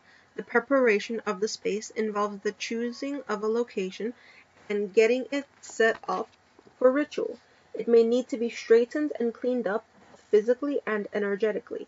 Some pagans like to use a space energetically by sprinkling salt, sweeping the area with a broom, or by using the Native American practice of smudging, which is the burning of sage and sweetgrass. Oh, I have so many problems with that. I'm just reading from the book for now. I'm just reading from the book. Oh, I have problems with that. Preparation of the people who will be in the ritual, both those planning it and those participating, are coming with all their stresses and concerns are attached. They may have sat in traffic for an hour, had their dinner boil over, and endured the kids fighting over the TV. So when people show up for ritual, they need to relax, calm down, and let go of the day. There are many ways to do this, including guided meditation, massage, silent preparation, and listening to music. The group may go through the process together, or the participants may do it on their own. Either way, it is important that it be done. Generally, the participants will feel better and get more out of the ritual if they take time to prepare. A common way to get prepared is called grounding and centering. In a nutshell, grounding is the plugging in of your energy centers so that you connect smoothly to all parts of yourself, the earth, and those around you. It's like hooking yourself up to a psychic lightning rod that allows you to pull energy in from the universe when you need it, and then to feed it back out when you want to get rid of it. In the event you get a larger jolt of energy during ritual than you care to keep, grounding the excess will usually take care of the problem. Centering is the process by which you open up energy centers in your body and then place your focus there. It is similar to the focusing done by those in the martial arts who place their power or focus in their solar plexus. Many pagan rituals focus the energy into the heart center, although this will vary based on purpose, time of year, and the nature of the work. Grounding and centering are discussed further in Chapter 6. If you are fortunate enough to be taking classes or have a teacher, ask to learn several methods. In addition to grounding and centering, the persons attending a ritual may prepare by being smudged, pass through the smoke of incense, being cleansed with the sprinkling of water or salt, or anointing with oil, or discussing the work of the ritual beforehand. Creation of sacred space. Remember the sacred space pagans create every time they hold a ceremony? Well, casting a circle is one of the most common ways to do it. Casting a circle is like drawing the walls, floors, and ceilings of an imaginary church within which to do spiritual work. It's a portable church, really. Pagans cast it when they want it and take it down when they're done. It's an energetic filter that keeps the static out and holds in the energy that they want to build. It exists only in an energetic level, but is very palpable when done well. There are many ways to cast a circle. There is no right or wrong way, but only what works, although some traditions specify a particular method. Circles can be cast by walking the perimeter of the circle one or more times, standing in the center and using a finger, sword, or athame, a knife used for magic and ritual, to draw the circle in the air outside the ring of people, dancing, or a wall of sound created through singing or chanting. A circle may be put up and taken down by an entire group or only by those conducting the ritual. The circle may be marked by stones, candles, or the sprinkling of tobacco, salt, or cornmeal, or by nothing at all. Why cast in a circle? Most rituals occur in the round, mainly because the participants can all see each other that way. Pagan rituals are very participatory, and theater seating would just not be very practical or fun. Calling of quarters and deities and other energies. What occurs in this part of the ritual will depend entirely on the participant's tradition and point of view. Some traditions call before the circle is cast, and some after. Quarters are the four distinct directions: north, south, east, and west. They are called in their energetic roles as representatives of the wheel of life and the sacred year, just as the Christian cross points to the four directions and may represent, in addition to the crucifixion, the spreading of divine energy to the four quarters of the earth, so too do the four quarters sum up the totality of divine energy for pagans. Those pagans who work with deities will then call them into the circle to lend their energies to the work ahead. Which deities are called will depend on those running the ritual and their particular tradition. Wiccans typically call the god and the goddess, who they may or may not envision as actual personages, but who certainly represent universal forces of polarity. Whether the pagans involved see deities as actual beings or not, they are almost always called for the particular archetypal energies they represent. See Chapter 3 for a further discussion on pagan views of deity. Magical and energetic working. This is where the real work of the ritual is done. Whatever the purpose of the ritual is, it will occur at this point.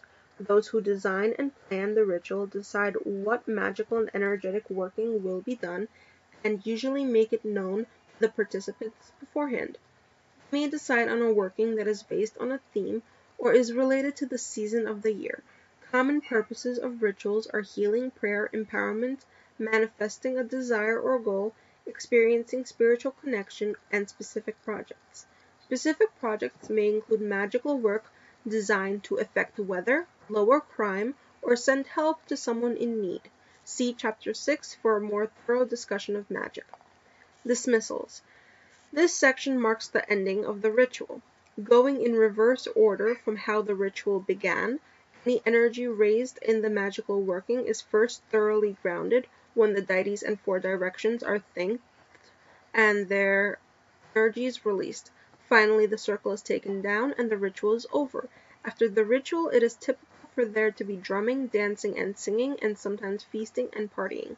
Not all rituals contain the 6 parts outlined above, most do. Those who work in some Eastern traditions, in Tantra, Asatru, or Shamanism, may not cast a circle or call directions or deities. Ritual is fluid. Attend a variety of them and see for yourself. Try out several traditions, work with their methods and energies for a while, and see what clicks for you. Ritual tools and symbols. Probably the most common pagan symbol is the pentacle or 5-pointed star, figure 1.4, which I will take a picture of and upload into Classboard. But then again, should I? You all know what it looks like, but just in case.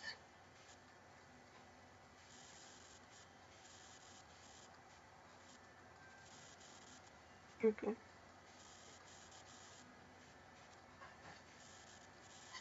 Okay. Figure 1.4 is in Classboard. The 5 points represent the essences of physical existence as we know it, earth, air, fire, water, and spirit. Together, these 5 essences make up earthly life. Many pentacles are also surrounded by a circle, which represents spirit, the unbroken wholeness of the universe, and the profound interconnectedness of all things. To many pagans, the pentacle is an extremely meaningful statement of their faith and personal philosophy, and they wear it proudly as a sign of their religious beliefs. The first 4 points of the pentacle, earth, air, fire, and water, are known as the 4 elements, and they represent all the forms matter takes in this physical universe as we currently understand it. The earth element represents matter in its solid form and is also associated with the physical body and the concerns of the physical body, such as food, clothing, shelter, and the money to purchase these things.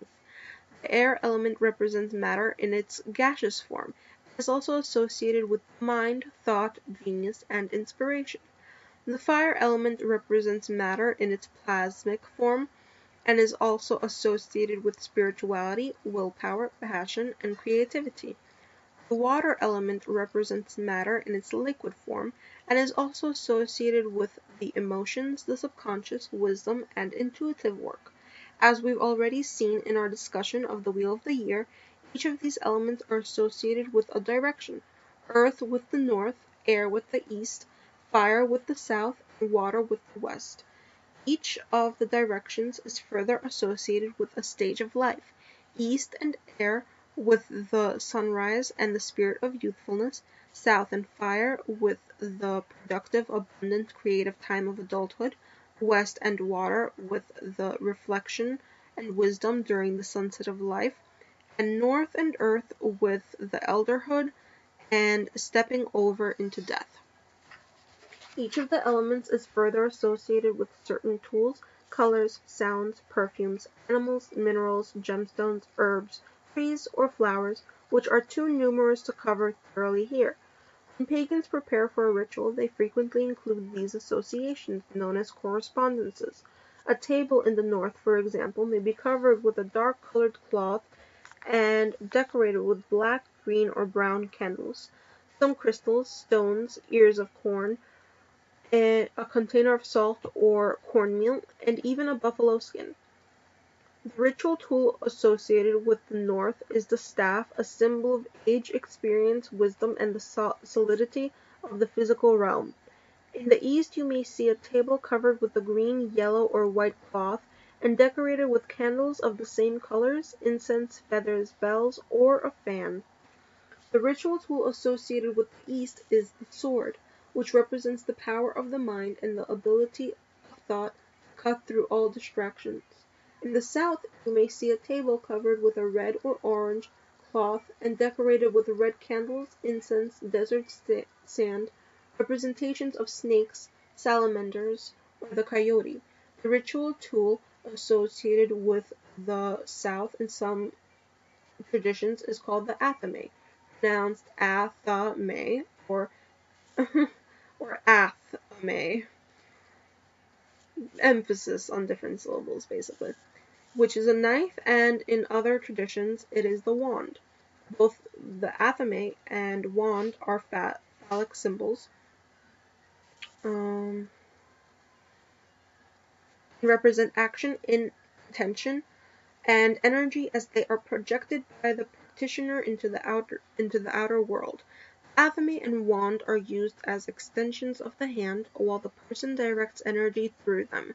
Circles, for example, are frequently cast by a person using an athame to draw the circumference of the circle. The wand is used in much the same way and is frequently tipped with a crystal. In the West, you may see a table covered in a blue cloth and decorated with blue and aqua candles, seashells, a fountain, cups and chalices, or even a bear skin or claw. The magical tool associated with the West is the chalice or the cauldron. Sometimes the cauldron is used as a symbol of the North, but in either case both the chalice and the cauldron are feminine symbols representing the womb of life, quiet inner reflectiveness, and the fluidness of intention and the subconscious. Correspondences vary from tradition to tradition, however, and sometimes those variations are significant. Although the elemental associations and directions given above are the most common, you will encounter variations if you attend enough rituals. The correspondences and associations adopted by tradition are not an end in themselves, but rather a means to help us mentally order the universe to interact with it meaningfully. Therefore, pagans do not view one tradition's correspondences as right and another's as wrong. Pagans respectfully accept and adapt themselves the associations of whatever tradition is leading the ritual. Some of the more common correspondences Joyce and I have encountered are listed in Figure 1.5, which I will again post into Classboard. There you go. Blackboard and Classboard to me are the same because unfortunately I go to school and I use Blackboard, which is a piece of shit, just so you all know.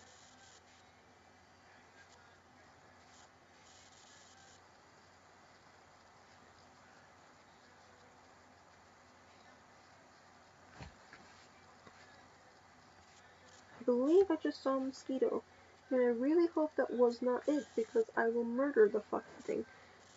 Alright, it is in Classboard. The tables that were mentioned in the examples for each of the four directions are known as altars. An altar for a pagan is any surface used for the placing of ritual and magical tools, candles, decorations, and other items needed for a given working. None of the tools discussed are a necessity for the doing of good and effective ritual or magic. Although many pagans are more comfortable using their tools and may feel that they have formed a bond with them, the tool itself is not the magic. Ritual and magic can be done without any tools whatsoever. See Chapter 6 for an in-depth look at what magic is and how it works. Many other symbols, in addition to the pentacle, are meaningful to pagans, and these vary according to individual taste or the tradition followed. Some of these symbols include the Egyptian Ankh and Eye of Horus, Thor's hammer, rune signs, the yin-yang, and even the Star of David and the cross, which is all featured in Figure 1.6, which again I will upload into Classboard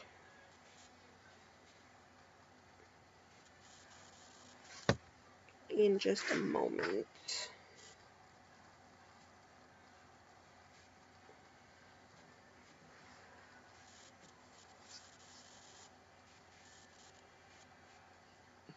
Yes. Okay.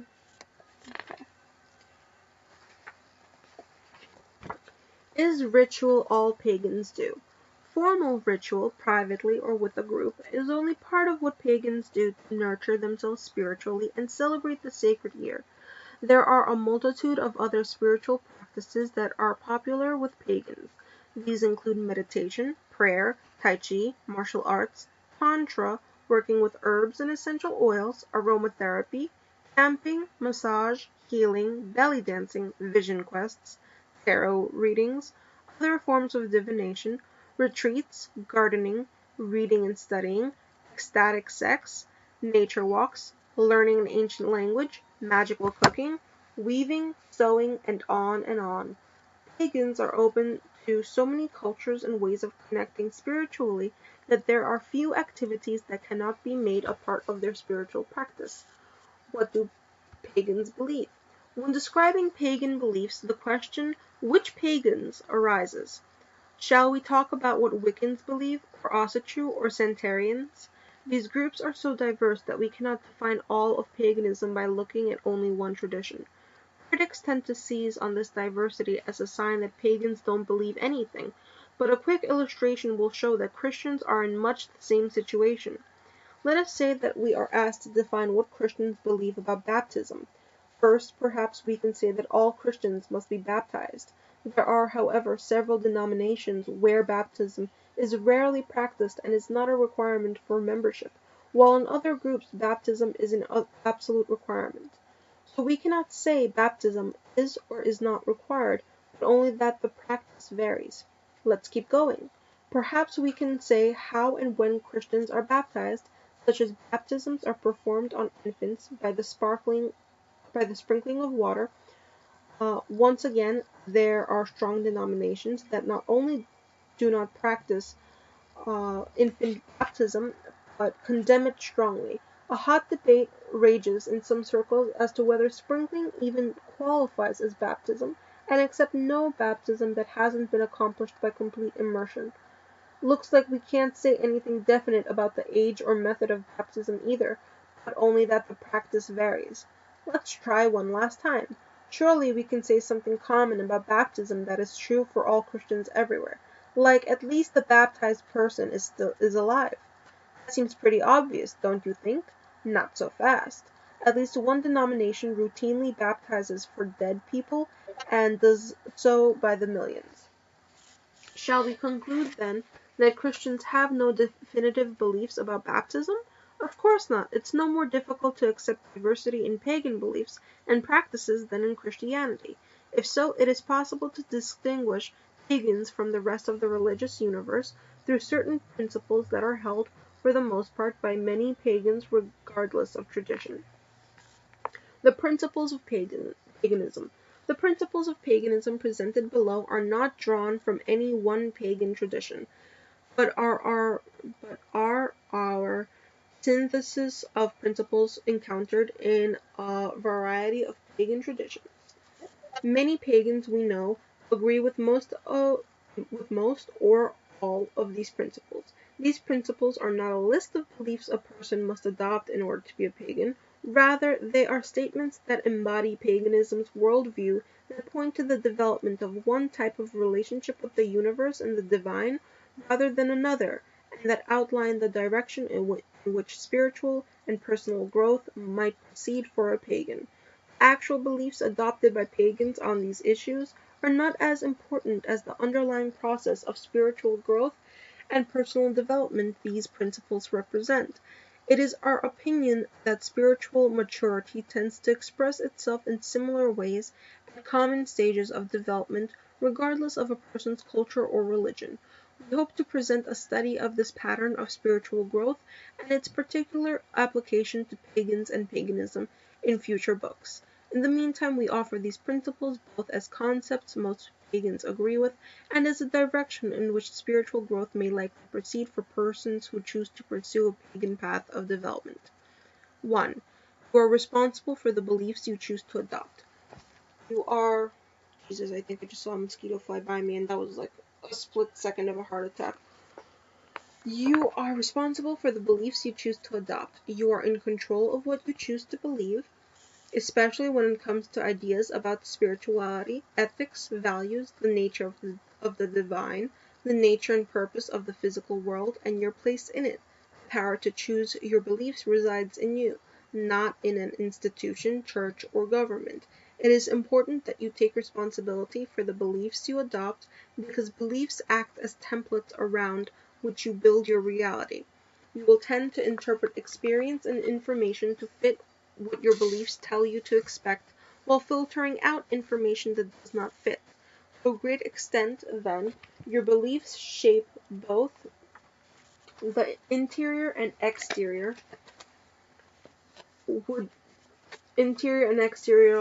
world you create for yourself. Regardless of the beliefs impressed on you in the past, you are in control of what you choose to adopt as your beliefs now. Pagans accept your responsibility to become more self-aware, identify the beliefs they are allowing to operate in their lives, and then to examine the merits of those beliefs periodically. You are responsible for your own actions and your spiritual and personal development. The development of a conscience or personal ethic and the application of that ethic to everyday life is the responsibility of every person. Any resource, teacher, practice, or holy writing that helps you move toward your goal of spiritual maturity can and should be used. Resources, teachers, and holy books cannot be substituted for the effort each person must give to his or her own growth. However, since growth is a muscle you must exercise yourself. Spiritual muscles don't get strong by letting other people do your work for you. Pagans strive to become spiritually mature and take responsibility for their beliefs, actions, and spiritual growth. 3. You are responsible for deciding who or what deity is for you and forming a relationship with that deity. Someone who joins a particular faith has gone through the process of deciding what deity is for them and that the faith they are joining is a good match. Pagans openly acknowledge this process and are open to a variety of ideas about deity. Pagans have many images of deity, including multiple images, male, female, animal, energy, or spirit images, or no images at all. This topic is covered in Chapter 3. Number 4. Everything contains the spark of intelligence. From the smallest atom to the largest planetary system, each part of the world contains a form of consciousness or spark of intelligence. In the physical realm, consciousness exhibits as awareness, personality, energetic vibrations, or other characteristics that are in keeping with the particular physical form. Science and mysticism both suggest that consciousness is multidimensional, that it folds and unfolds into physical reality from unseen realms, and its expression in the physical world is only a part of its greater reality. This concept is explored further in Chapter 5. Number 5. Everything is sacred. Sacredness means different things to different pagans. To some, it means that all parts of the universe are precious and worthy of respect and careful handling. Respect and careful handling. To others, it implies a feeling of kinship, of connection, a kind of cosmic brother or sisterhood. To others, sacredness means that something is holy, having been created, blessed, or approved by a deity. Some ways that pagans view and relate to the universe are discussed in Chapter 5. For some pagans, this principle also relates to how deity is involved with the physical and non-physical universes, and whether by its nature the universe is good or evil. Many pagans see deity as penetrating the universe in one way or another. We discuss this and other views about deity in Chapter 3. The result of this particular view, however, is that if deity permeates everything, then everything is sacred. Nothing is cut off or isolated from the divine ground. The dualism that says that the physical is bad and the spiritual is good has no meaning to a pagan. The dualism that says that what is physical is at war with what is spiritual has no meaning to a pagan. This brings us naturally to the second point then. Since if nothing is cut off from the divine ground, then neither are you. Your human nature is not inherently flawed. Do not confuse this issue with one of behavior. People can choose to act in ways that are destructive, but pagans tend to treat behavior as a separate issue from the question of whether or not human nature is corrupt. See Chapter 7 for more on this point. Number 6. Each part of the universe can communicate with each other part, and these parts often cooperate for specific ends. Here is the crux of magic. Magic is a completely natural process which, in its simplest form, is the communication and cooperation of many consciousnesses. Other religions call the same process prayer, meditation, inspiration, synchronicity, or miracles. The basic principles of magic are explored in Chapter 6. Number 7. Consciousness survives death. Consciousness, as was earlier suggested, exists on multiple levels simultaneously, and physical reality is only one expression of it. Physical existence can be seen as the intrusion of consciousness into the world of matter, and death as the withdrawing or enfolding of it back into other dimensions.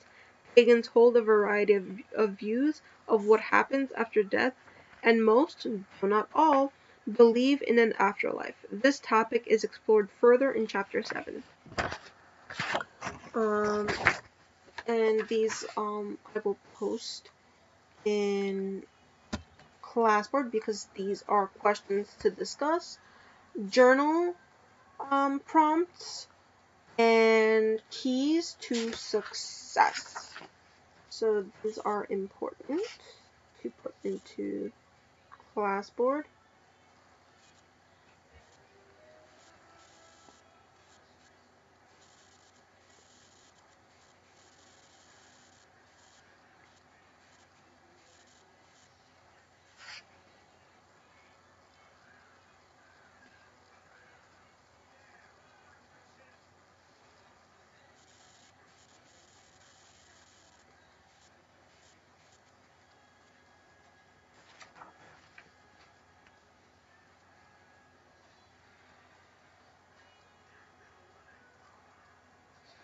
And I will read through them once it's done uploading.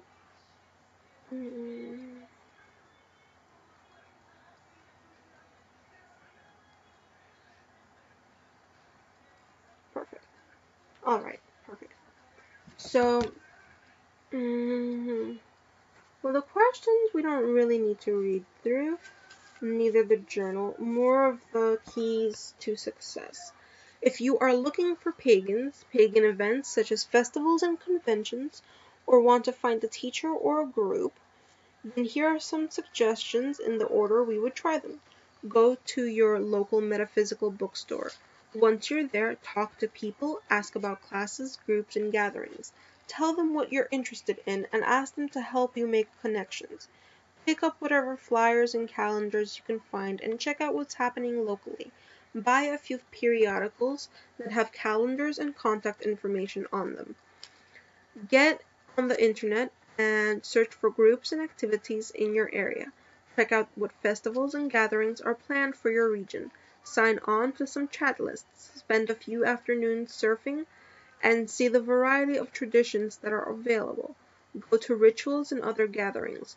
Once you have discovered what is going on and where, get out and go. Try to attend local public rituals and also make plans to attend one or more festivals and conventions. While rituals are usually free, festivals and conventions generally have registration fees and require a larger investment of your time. Most festivals and conventions last for a weekend, and a few last an entire week. You may have to plan ahead for a festival or convention, but try to go to at least one. You will meet a variety of interesting people and possibly connect with a teacher or group.